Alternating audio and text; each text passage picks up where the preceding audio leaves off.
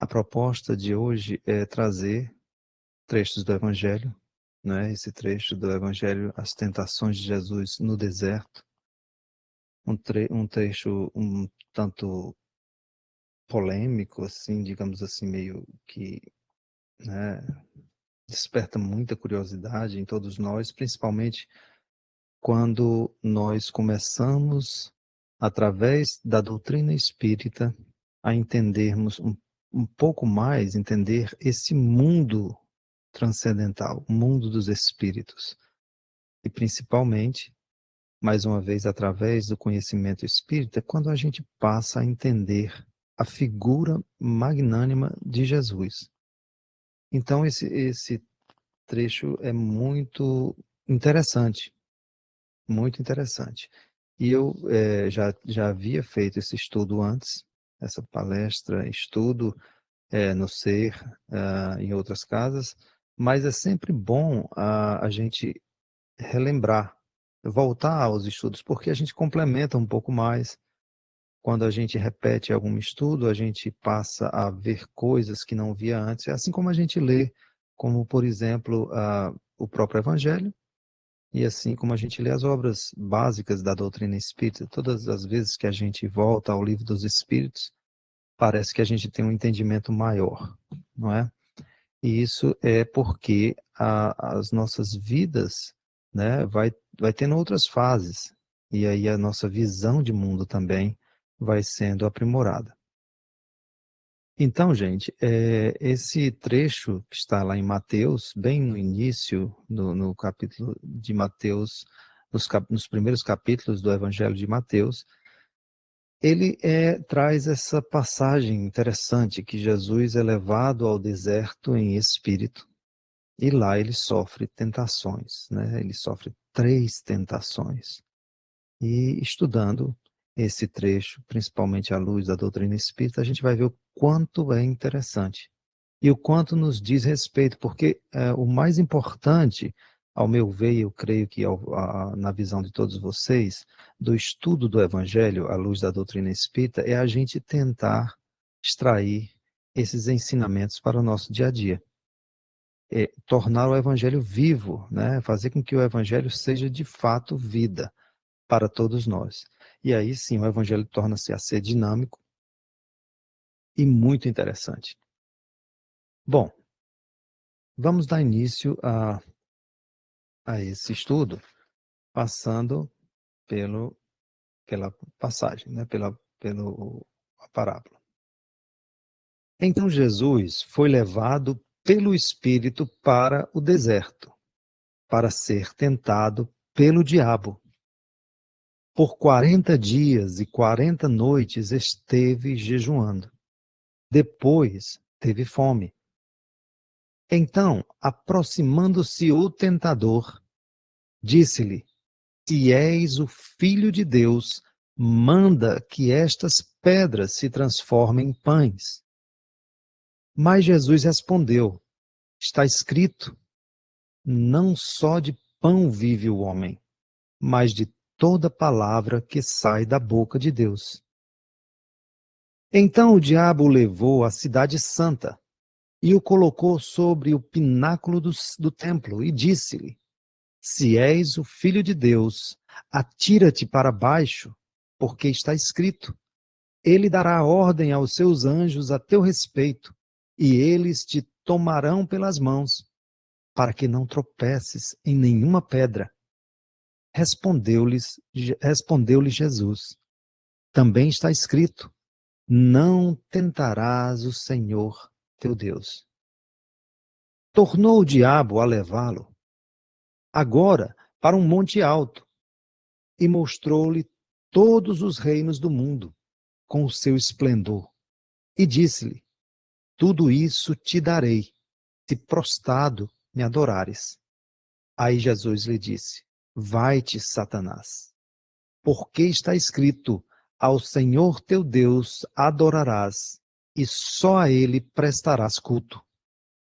Com isso, o diabo o deixou, e os anjos de Deus se aproximaram e puseram-se a servi-lo.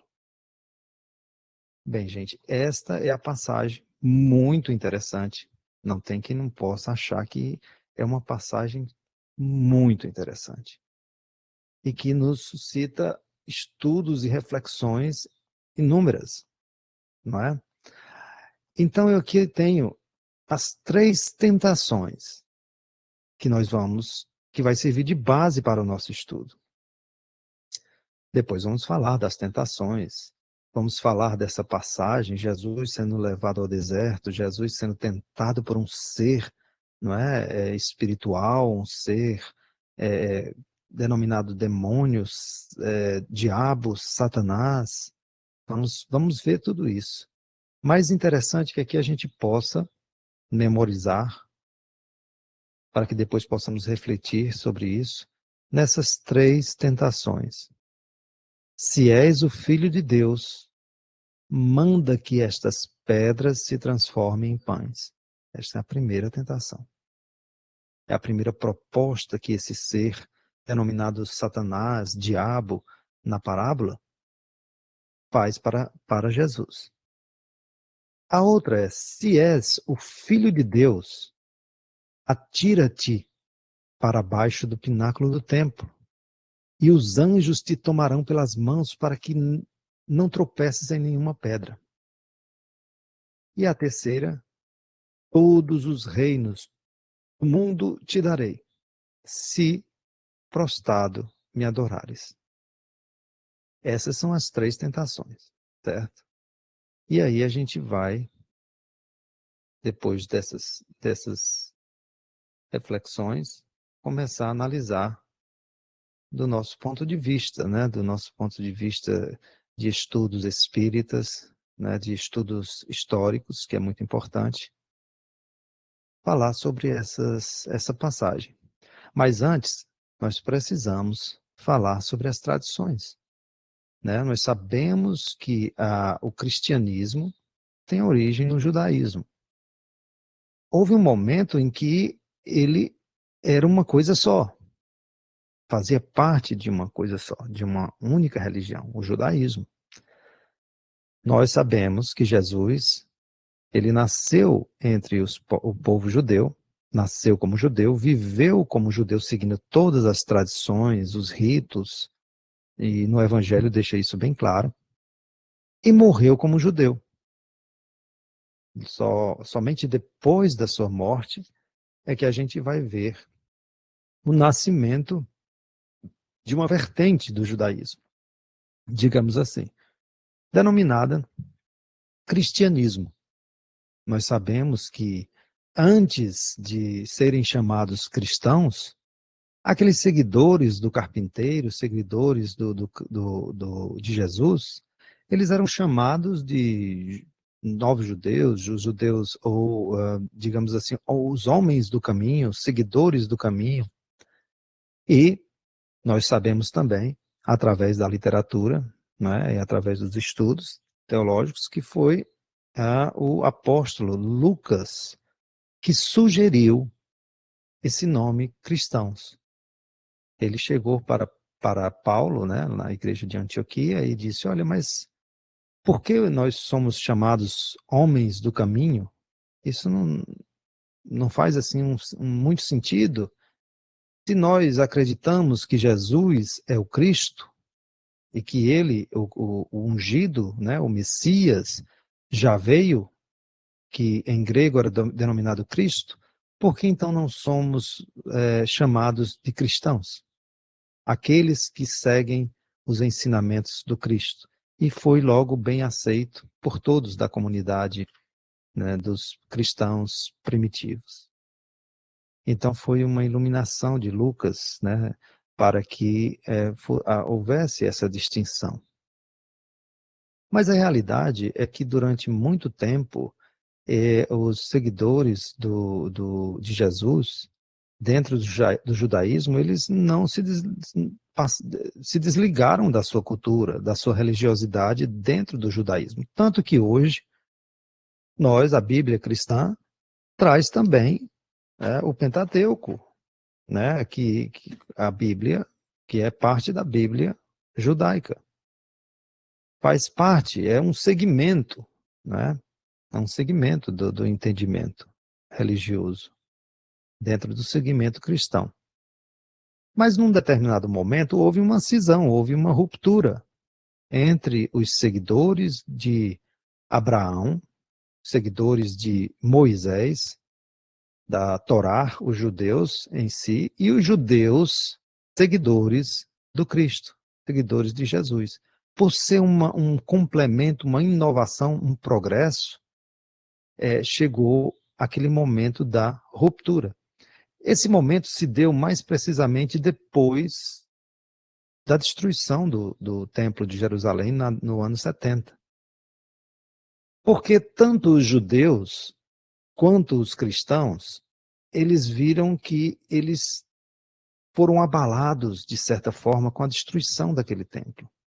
E eles sentiram a necessidade de escrever a sua literatura, a sua interpretação do entendimento daquela religiosidade. Daí os judeus passaram a escrever o Talmud, interpretando a Torá, dando toda aquela interpretação que antes era feita no templo de forma oral. A Torá já existia, já era escrita, foi escrita depois do exílio da Babilônia, mas a interpretação da Torá, aquilo que hoje é chamado de Talmud, ela foi escrita depois da destruição do segundo templo, no ano 70 da era cristã. E aí também, os cristãos, seguidores de Jesus, judeus também, sentiram a necessidade de escrever a sua própria literatura. Houve a ruptura, os judeus não aceitavam Jesus como Cristo, eles continuam esperando esse Messias até os dias de hoje, mas os cristãos dizem, não, ele já veio, é Jesus, e eles não aceitavam. Então eles sentiram essa necessidade de ruptura. Os judeus migraram para a Tel Aviv, a região de Tel Aviv, enquanto os cristãos migraram mais, os intelectuais migraram mais para a região da Síria. E lá eles passaram a escrever a sua literatura. Nisso dá-se origem aos evangelhos de Mateus, que não foi o primeiro evangelho a ser escrito. O primeiro evangelho que a história, que a teologia tem certo como escrito, é o evangelho de Marcos, e depois o evangelho de Mateus. Antes de tudo isso, antes desses evangelhos todos, nós não podemos esquecer de um documento, de vários documentos muito importantes, que são as cartas de Paulo. Essas, sim, foram os primeiros escritos, digamos assim, na literatura cronológica, digamos, da Bíblia. Os primeiros escritos foram as cartas de Paulo. Depois o evangelho de Marcos, depois o evangelho de Mateus e depois o de Lucas. Ou o de Lucas primeiro, depois o de Mateus. Mas o importante é que todos eles foram baseados em uma fonte chamada Queller, que ficou perdida, essa fonte, que muito provavelmente é aquele evangelho que aparece na obra de Paulo e Estevão, aquela fonte, que são escritos do apóstolo Mateus, mas é diferente desse Mateus que temos hoje na Bíblia. Esse Mateus que temos hoje na Bíblia é um Mateus mais didático, é um evangelho feito para um estudo de pessoas que vão iniciar no cristianismo. Então, eles sentiram a necessidade de escrever esse estudo sistemático, digamos assim, do cristianismo nascente, que é o evangelho de Mateus, que é bem didático, embora parecido com o evangelho de Marcos e também com o evangelho de Lucas. Mas ele é bem didático, ele tem as fases, E nesse evangelho de Mateus, nós vamos ter ali, de início, antes mesmo de Jesus ser levado, iniciar a sua jornada messiânica, Jesus é levado a um deserto. É muito interessante porque a gente vê muito esse deserto na vida de muita gente, até na vida de Paulo também. Paulo também foi levado a um deserto, sugerido, para passar um tempo no deserto, para refletir sobre todos aquela sua transformação, né, que se deu a partir da estrada de Damasco na sua vida, Paulo também vai para um deserto. E lá ele passa vários anos ali na companhia de Áquila e Priscila, e ali ele passa vários anos também naquele deserto. É muito interessante isso. Tem sempre um deserto no caminho, né? Mas a verdade é que Jesus é levado a esse deserto na literatura de Mateus, essa literatura didática, e lá nós encontramos essa questão das tentações. Muito interessante isso. Bom, gente, vamos entrar então no estudo mais detalhado com relação à origem dessa palavra, né, dessa entidade que aparece na Bíblia, né, chamada Satã, Satanás, Diabo, né, que a gente, quando é criança, tem tanto medo, até quem são os adultos também, tem tanto medo dessa entidade, né? Também os espíritos apenas mudam ela um pouco de nome, passam a chamar de espíritos das trevas, espíritos inferiores, seja como for, mas é uma entidade interessante, né? Bom, a origem, a gente vai ver que tem vários nomes aqui, né? Satã, Satanás, Diabo, né? Então ela tem vários nomes aqui que a gente vai encontrar no decorrer da Bíblia hebraica, né? Então existe o período da monarquia na Bíblia hebraica, existe depois, né? Outros períodos, mas nós vamos ver a primeira vez, né, nesses períodos. Então, aqui a palavra Satã vem do hebraico, Satanás já do aramaico, que era a língua falada por Jesus. E diabo já vem do grego, diablos, né? Bom, na Bíblia hebraica vamos falar do período da monarquia, para que a gente possa entender. Eu garanto a todos vocês que vocês vão sair daqui, pelo menos, sem tanto medo desse tal do diabo, né? Mas apenas com forma assim, de prevenção, o conhecimento liberta, né? Quem liberta é o conhecimento. E através do conhecimento a gente vai se libertar de algumas crenças, né? O que o do estudo espírita já nos faz nos libertar muito dessas crendices. Mas é importante o conhecimento. Obviamente não vamos negligenciar os espíritos inferiores. Eles existem, todos nós estamos em condições ainda inferiores, muito inferiores, né? Em relação aos espíritos puros, espíritos de estirpe, né? Mas aqui, no período hebraico da monarquia, da Bíblia hebraica, o período da monarquia, nós vamos ver que nesse período da história ainda não existia na concepção dos hebreus uma entidade poderosa que pudesse fazer o mal. É muito interessante isso. Para eles, quem fazia o bem e o mal era Deus. Olha que coisa interessante.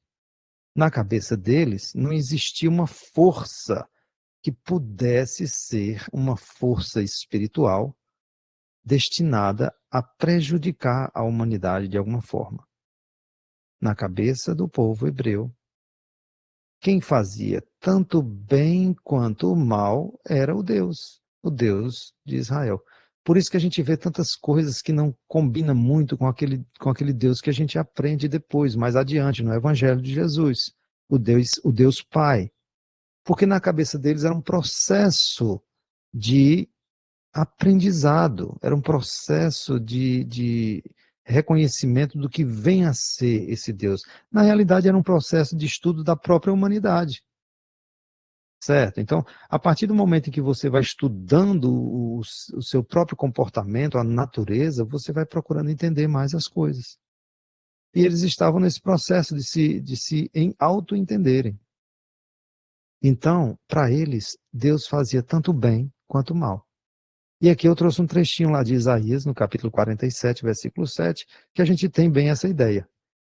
Deus, na concepção da literatura hebraica, né, falando para o povo: eu formo a luz e crio as trevas. Eu faço a paz e crio o mal. Eu sou o Senhor, faço tudo isso. Então, na literatura, é bem interessante que eles expressam aqui a maneira como eles viam a Deus. A gente costuma muito a dizer que a Bíblia é a palavra de Deus. A gente escuta muito isso. Mas o que a gente tem que entender é que a Bíblia é a palavra humana. A palavra humana de um entendimento a respeito de uma determinada crença, de uma determinada divindade. E dependendo do estágio em que está essa humanidade, essa que vai ser a palavra.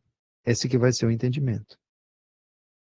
Dando continuidade, vamos ver também, lá no livro de Amós, no capítulo 4, nos versículos 10, 12 e 13, também Deus dizendo o seguinte: enviei a peste contra vós outros, à maneira do Egito. Matei pela espada os vossos jovens, enquanto os vossos cavalos eram capturados. Fiz subir as vossas narinas o mau cheiro dos vossos acampamentos. Olha que coisa pesada, né? Bem pesada. Mas era a maneira como eles viam uma situação, muito provavelmente de fome, de calamidade, de peste, de guerra, de invasões que eram muito comuns, né? As tribos, os países mais fortes invadirem os países mais fracos, dominá-los, escravizá-los, né? Isso aconteceu muito na história. E a gente vai ver que eles atribuíam a insatisfação desse Deus. É a maneira como eles viam as calamidades, as pestes, as pragas, as guerras, a maneira como ele perdeu. Olha, perdemos a guerra porque Deus nos castigou. E aqui a própria palavra já é bem clara, da maneira como ele mandou as 10 pragas do Egito, ele mandou também a peste para o meio dos hebreus. Matei a espada os vossos jovens, né?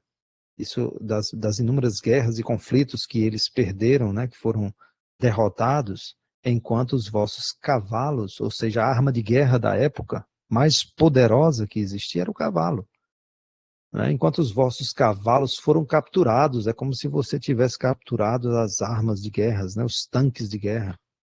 Fez subir nas vossas narinas o mau cheiro dos vossos acampamentos, ou seja, os inúmeros mortos, né, em decomposição. Então, é uma linguagem pesada, principalmente para nós hoje, né, assim, vendo isso, poxa, mas a Bíblia tem umas linguagens assim, um pouco pesadas, né? Que Deus é esse? Não, isso é a visão humana de Deus, do Deus que eles entendiam. Eles estavam refletindo muito mais a visão da própria humanidade do que do próprio Deus, obviamente, né? Ainda hoje, com toda a evolução da ciência e da filosofia, nós não temos condições de analisar ou definir Deus, né? Embora a doutrina espírita nos dá tantas dicas, mas mesmo assim ainda não temos condições de entender e compreender Deus na sua totalidade. Quanto mais naquela época.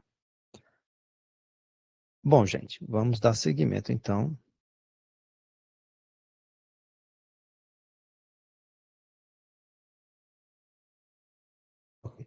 Contudo, diz o Deus, né, a literatura lá de Amós ainda, contudo não vos convertestes a mim, disse o Senhor, portanto assim te farei, ó Israel, e por isso te farei, prepara-te, ó Israel, para te encontrar-te com teu Deus. Porque ele, porque é ele, o Deus de Israel, quem forma os montes, cria os ventos e declara ao homem qual o seu pensamento e faz da manhã trevas e pisa os altos da terra. O Senhor, Deus dos exércitos, é o seu nome. Então aqui, gente, a gente vê a maneira como eles acreditavam, certo? Naquele período, no período, né, dos reis, eles ainda não tinham uma entidade para dizer assim, olha, quem nos está fazendo mal é esse tal de Satanás, ou esse tal de demônio, ou esse tal de diabo. Olha, quem faz o mal e o bem é Deus. Se acontecer alguma calamidade, é porque Deus quis assim, é porque Deus fez que chegasse até nós. Mas depois, né, aqui nós estamos vendo a Bíblia hebraica antes e depois do período babilônico, para a gente fazer esse análise, certo? E aqui são histórias análogas, são histórias parecidas, são histórias recontadas, certo? O livro de 2 Samuel, como o livro de Crônicas, são livros da Bíblia que contam a mesma história, em períodos diferentes. O livro de Samuel ele conta essas histórias num período antes do exílio da Babilônia. Já o livro de Crônicas conta a mesma história no período depois do exílio da Babilônia. E isso é muito interessante, porque a Babilônia era o que se tinha de mais moderno, de mais, em todos os sentidos culturais, tecnológicos, religiosos, da época. E nós sabemos que o povo hebreu foi capturado pelo rei Nabucodonosor, levado em exílio para a Babilônia, o povo judeu, e passou lá 47 anos, né, no exílio. Lá, obviamente, eles aprenderam, eles reestruturaram a sua religião, eles viram muitas coisas novas que não viam antes. E interessante que a mesma história contada em períodos diferentes já vai aparecer coisas interessantes. Aqui no comecinho a gente vai ver o seguinte, no trechinho do livro de Samuel, a história do recenseamento de Israel. A ira do Senhor se acendeu contra Israel e incitou Davi contra eles. Vai e faze o recenseamento de Israel. É uma história que houve em que Davi resolveu contar ao povo de Israel. Isso pegou muito mal, isso causou muitos conflitos e não deu muito certo. E aqui, no livro de Samuel, conta-se essa história. Mas depois que o povo é exilado, vai para a Babilônia, passa-se muitos anos, eles resolvem contar a mesma história de novo. Por quê? Porque o templo foi destruído por Nabucodonosor. Ele mandou destruir todo o templo, eles ficaram muito preocupados. Olha, perdemos o templo do Senhor, o templo de Salomão, o que vamos fazer? E eles passaram a escrever a história. Passaram a escrever o Pentateuco, né, os 5 primeiros livros da Bíblia, e passaram depois a escrever outras histórias, como Crônicas e outras mais. Então, para quê? Para que a história não se perdesse. Nós não temos templo, mas nós temos o livro. E aí, muito mais do que do templo, passou-se a ser a religião do livro. E aí, nessa parte de Crônicas, nós vamos ver que a mesma história já traz o nome de Satanás. Eles tiram o nome de Deus e colocam o nome de Satã. Satã levantou-se contra Israel e induziu Davi a fazer o recenseamento de Israel. Olha que interessante. Ao ter contato com a cultura babilônica, eles viram que lá eles tinham o Deus do bem e o Deus do mal. O zoroastrismo, né, dentre outras coisas, também nós vamos ver o zoroastrismo, né, a dualidade, o Deus do bem, o Deus do mal. E aí eles dizem, olha gente, mas que interessante, então quer dizer que Deus não faz o mal? Quem faz o mal é essa tal de entidade do mal aí, que aqui eles chamam de Satã. Ah, então vamos reestruturar aqui. Na hora que tiver alguma coisa de muito malvado na Bíblia, a gente tira o nome de Deus, que Deus não faz o mal, né? Ele é o Deus de amor, de bondade, e colocamos o nome desse tal de Satã, ou Satanás. E aí passou a existir esse nome. É uma das primeiras vezes que nós vamos ver o nome de Satã na Bíblia, lá no livro de Crônica. Ele então reestrutura a história. Uma historinha que já existiu, eles mudam apenas trocando o nome do Senhor, que Satã não era o Senhor dele, né? Ele era Yahvé era o Senhor. E eles tiram o nome de Yahvé, do Senhor, e colocam Satã. Então é muito interessante, porque a partir daí há passam a aderir uma crença da dualidade, certo? E para eles isso fez muito sentido, porque a partir daí Deus passou a ser um Deus de paterno, de amor, e quando entrava o mal, geralmente era feito por esse tal de Satã, certo? Bom, a partir daí a gente já está entendendo mais ou menos que determinadas situações aqui foram um aprimoramento da visão humana sobre a vida de uma maneira geral.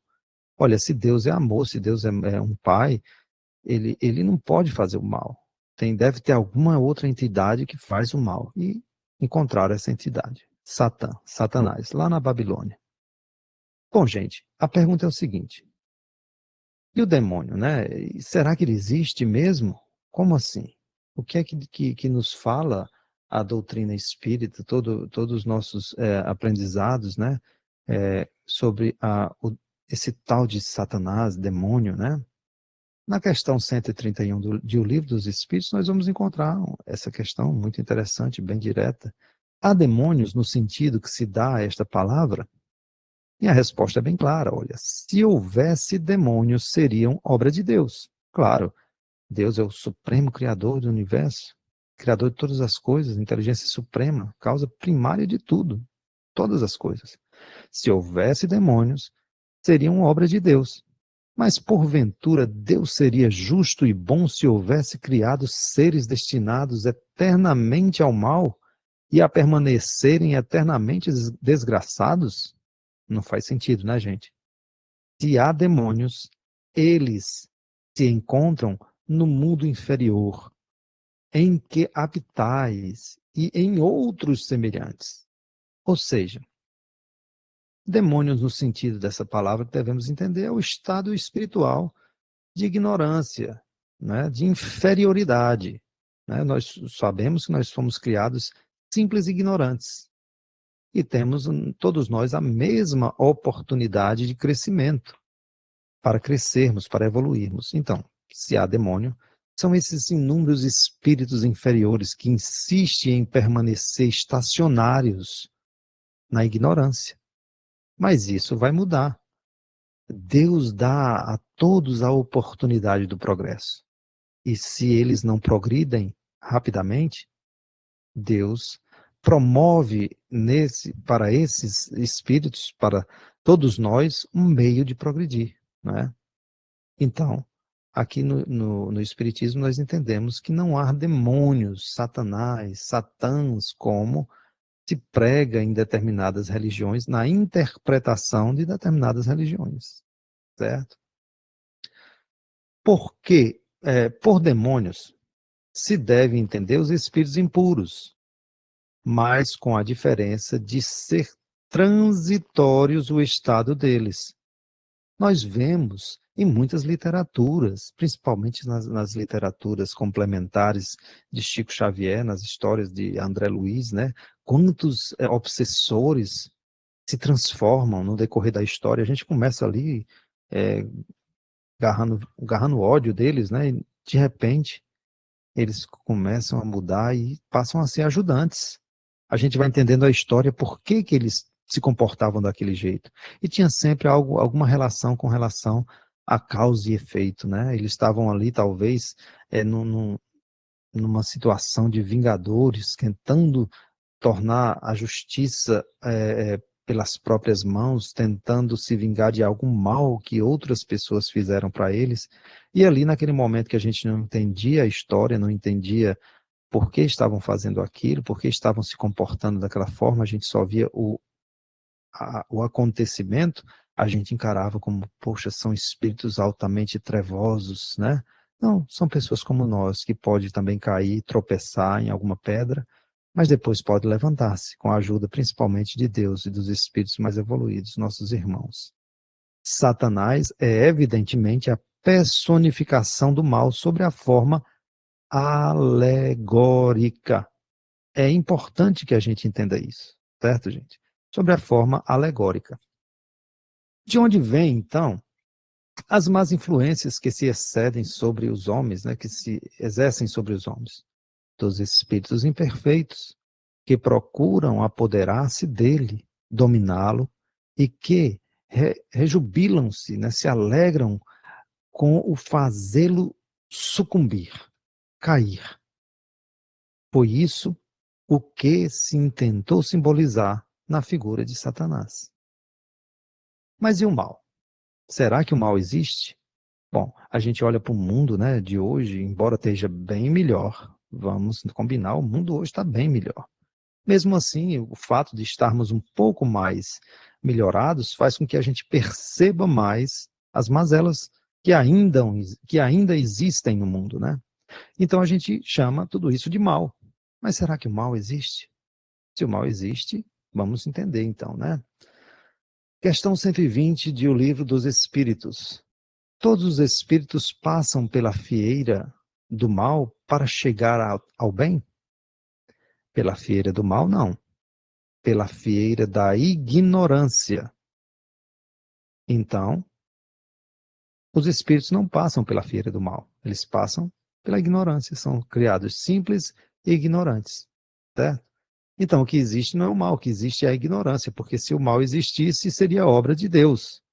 E se não fosse obra de Deus, seria obra de outra pessoa, de uma outra entidade, de um outro ser. Mas a gente sabe que isso não existe.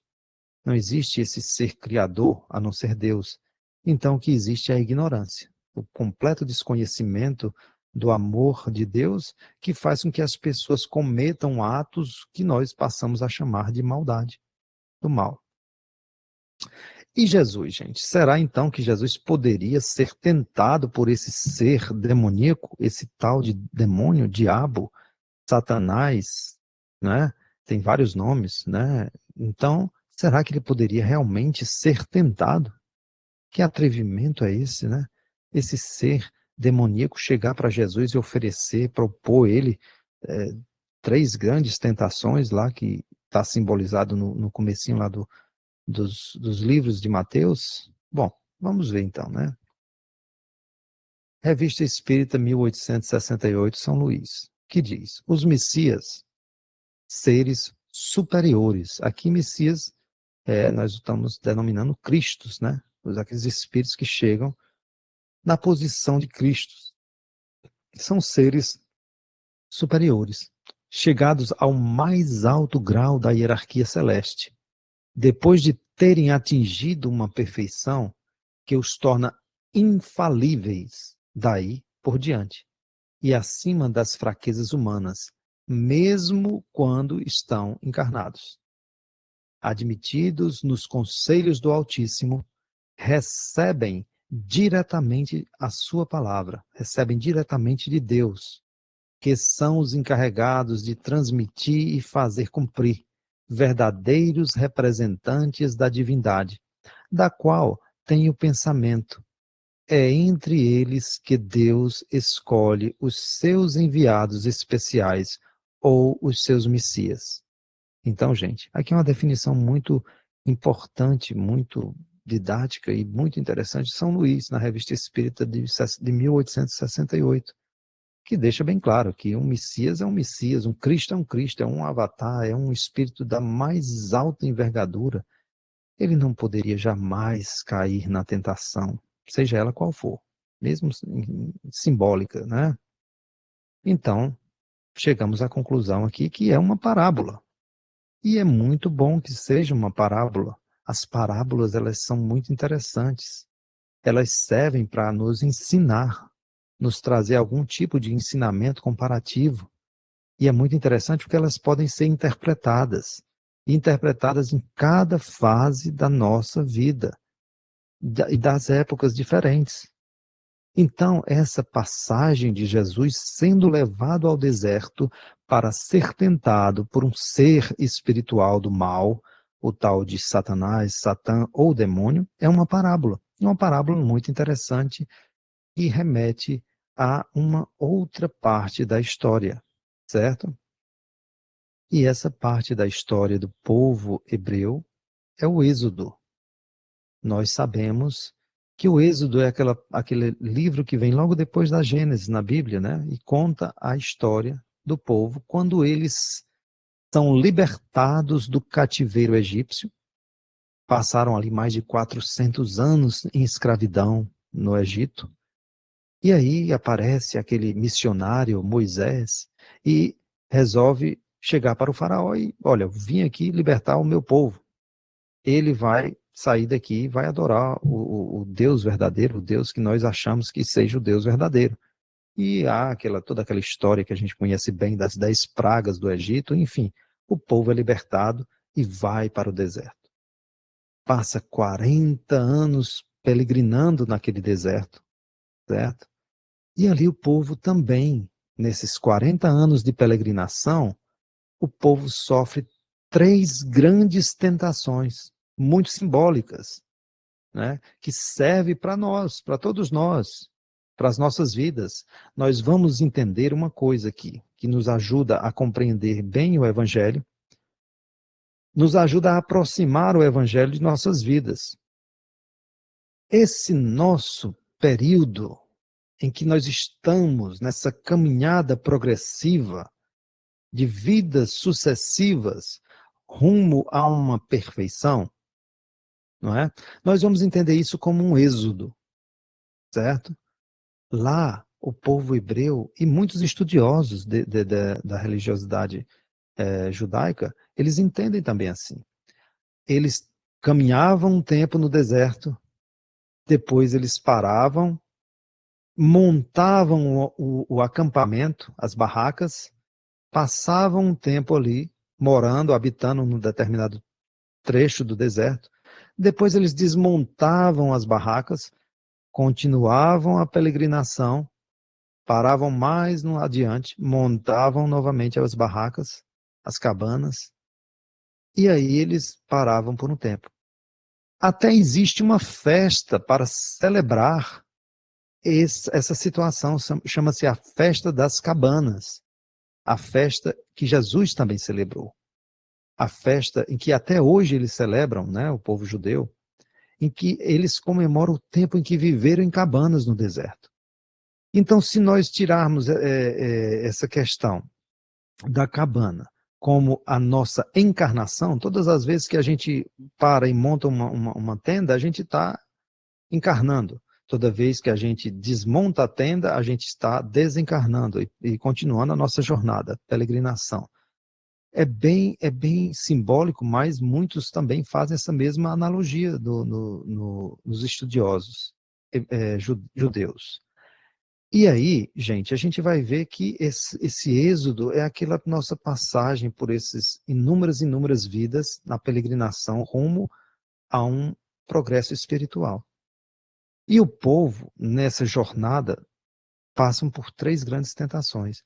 E Jesus faz analogia, quando ele conta essa parábola da tentação do deserto, ele faz analogia com essas passagens, com as tentações que são muito simbólicas e muito importantes, que esse povo também sofreu e que nós, nesse percurso de jornada espiritual, sofremos o tempo todo.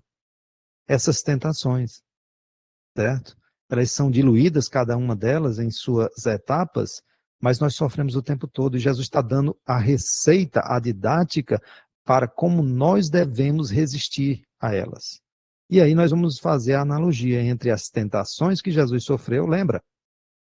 Se és o Filho de Deus, transforma esses pães em pedras, né? Se és o Filho de Deus, se atira daqui, do alto do pináculo do templo, que os anjos te apararão pelas mãos. Se és o Filho de Deus, me adoras, e eu te darei todos os reinos do mundo. Né?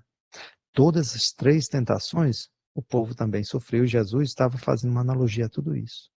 E a gente vai ver aqui nesses 40 anos que eles peregrinaram no deserto, fazendo também, trazendo como relação dessa nossa jornada espiritual, de encarnação para encarnação, até nos tornarmos espíritos melhores. A primeira das 3 tentações, aqui nós temos as 3 tentações, né, é o vamos voltar. Chegou um determinado ponto em que o povo no deserto chegou para Moisés e disse: olha, você nos libertou, nos tirou do exército, do Egito, da escravidão, de fato, é certo, nós estávamos escravos, mas aqui nós estamos passando fome. Lá, pelo menos nós tínhamos as cebolas, né, a comida, de certa forma, né, aquela nossa ração, tínhamos tudo isso. Mas aqui nem isso nós estamos tendo, nós estamos passando dificuldades, vamos morrer e nós queremos voltar. Vamos voltar. É a primeira coisa, né? A primeira coisa que a gente, que nessa nossa peregrinação, quando a gente vence uma etapa, quando a gente deixa um pouquinho daquela questão do primário, né? Ficou para trás, já passamos por isso, a gente tem saudade e quer voltar. Quer voltar também a essa vida de pecado, muitas vezes, né? Sente saudade do pecado. E aí foi o que o povo fez. Vamos voltar. Simbolizado por Jesus quando ele diz aqui, o tentador chega para Jesus e diz: se és filho de Deus, manda que estas pedras se transformem em pães. Ora, você está com fome. Você está num deserto, mas você está com fome, você está passando dificuldade. Por que você não pede essas pedras para se transformar em pães? Né? E Jesus responde tão brilhantemente usando a própria Torá. Porque todas as respostas que Jesus dá aqui, ele usa salmos. Se eu não me engano, Salmo 118, 119, que, que o homem viverá de toda palavra que emana de Deus. E ele diz: nem só de pão vive o homem, mas de toda palavra que sai da boca de Deus. Certo? E aqui é uma referência muito clara, esse vamos voltar, que todos nós cometemos, passamos por essa tentação do materialismo. Nós sabemos que nós saímos daquele período mais materializado, né? Viemos lá, passamos por reinos para chegarmos até o reino nominal e ainda estamos no processo de humanização. Nós não terminamos esse processo. Jesus é o nosso exemplo de como deve ser o ser humano. Olhamos para Jesus e ali nós vemos o modelo do ser humano que a gente almeja, certo? Então, gente, nós queremos o tempo todo voltar. Existem atos que nós cometemos que são atos animalizados, são atos que beira a animalidade.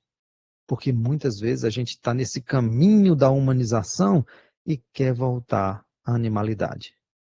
E lá na questão 799 de O Livro dos Espíritos, diz: de que maneira pode o Espiritismo contribuir para o progresso da humanidade, para o progresso do ser humano?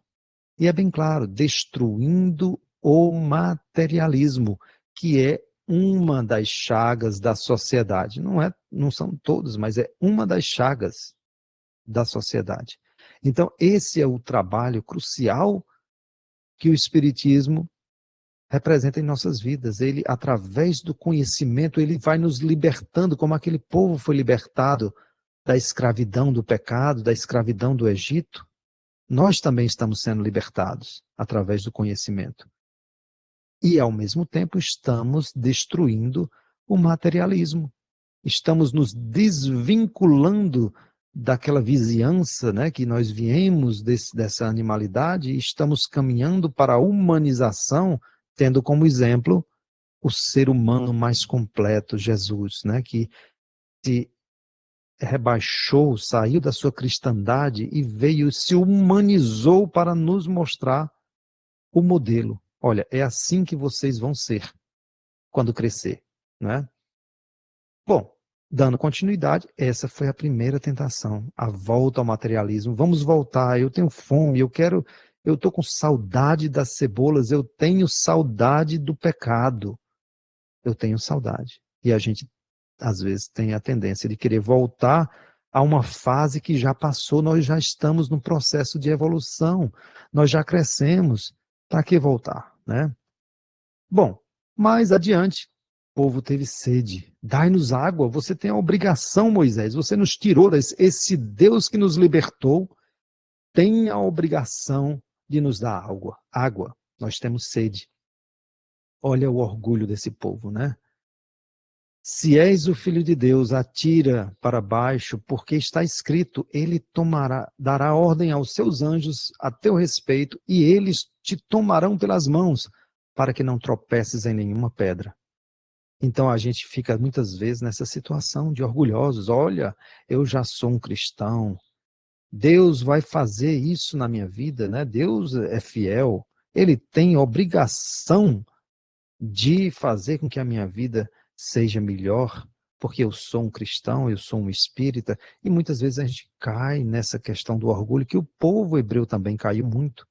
Nós somos melhores do que os samaritanos, somos melhores do que os gregos, os babilônicos, porque nós somos o povo de Deus. Olha aí uma tentação muito grande, viu, gente? E aqui nós estamos falando da segunda tentação grande, que todos nós passamos por ela, e Jesus quis nos dar um exemplo de como nos protegermos e nos libertarmos, porque naquela hora ele disse: não tentarás o Senhor teu Deus, porque determinadas coisas que acontecem de bom na tua vida, não pensa que é merecimento, não. Pode ser que seja a misericórdia. Deus sabe que você não suportaria tanto.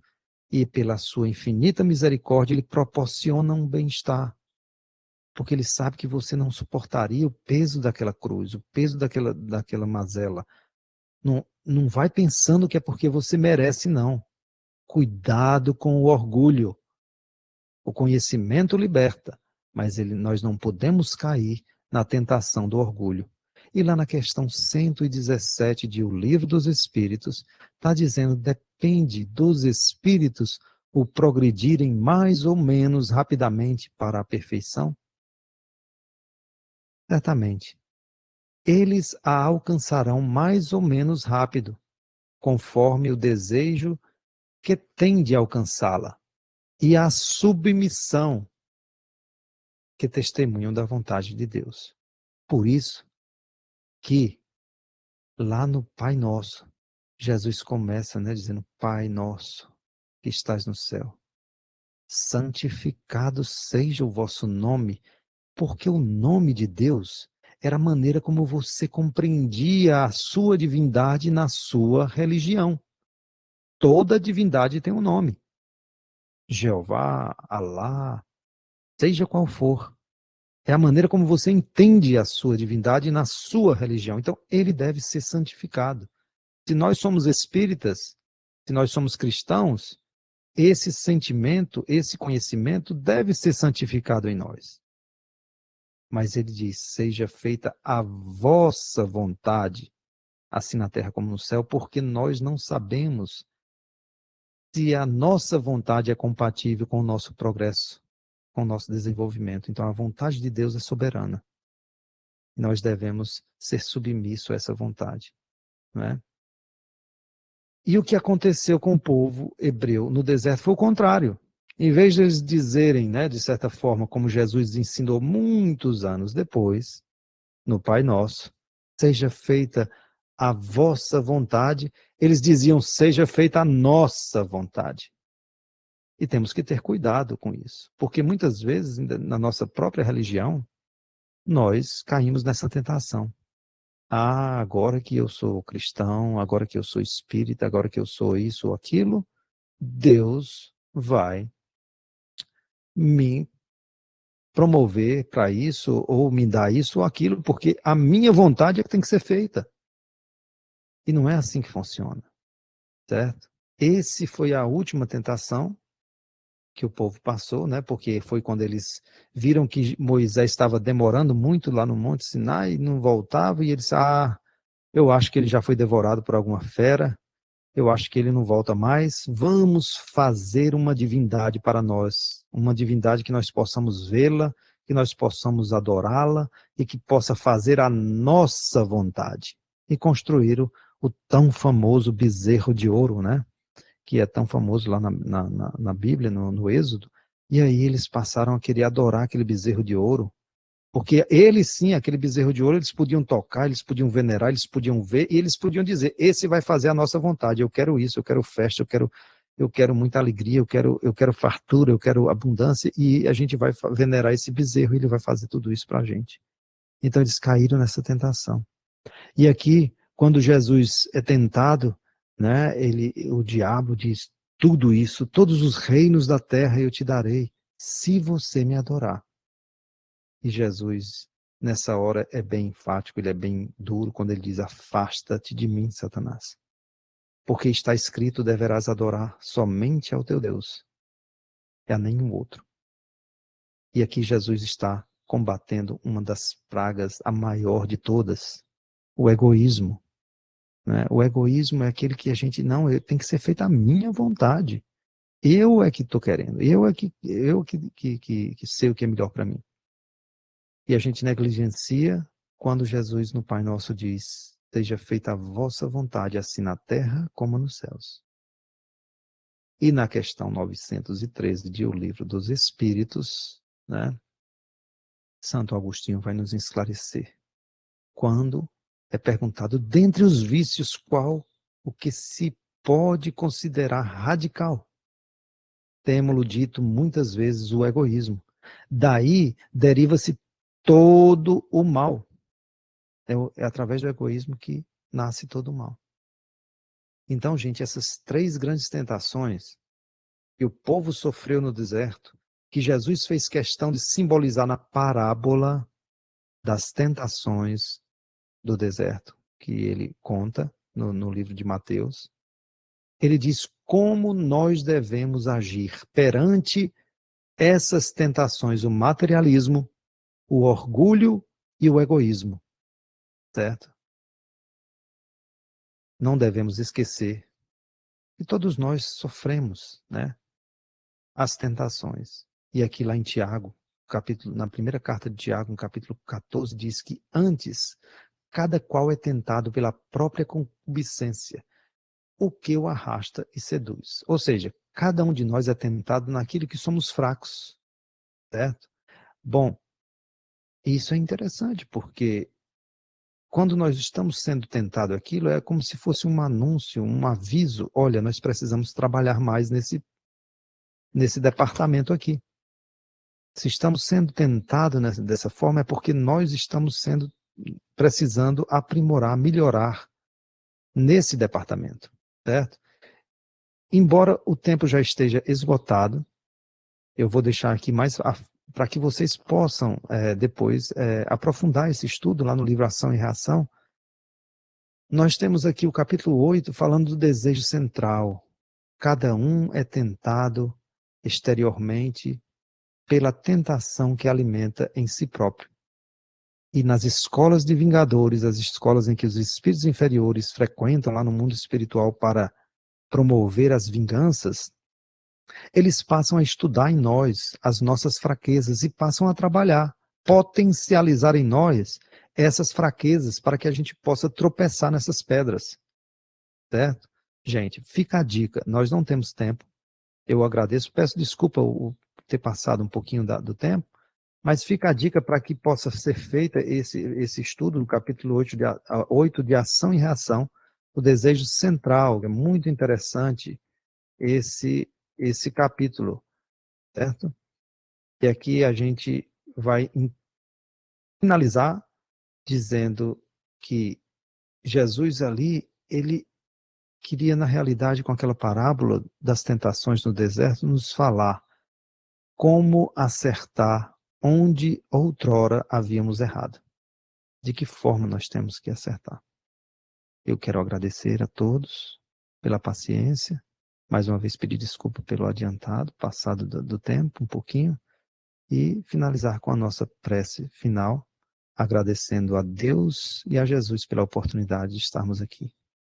Senhor Jesus, amado Mestre, modelo e guia de todos nós, queremos te agradecer nessa manhã de domingo, Senhor, pela oportunidade desse encontro e principalmente, Senhor, pela oportunidade do aprendizado das tuas palavras, que possamos nós, através do estudo, através do conhecimento, cada vez mais libertarmos das mazelas, da ignorância, que faz com que nós caiamos o tempo todo nas tentações do materialismo, do orgulho e do egoísmo. Ajuda-nos, ó Pai, não nos deixa cair em tentação, Senhor, mas livra-nos do mal. Que assim seja.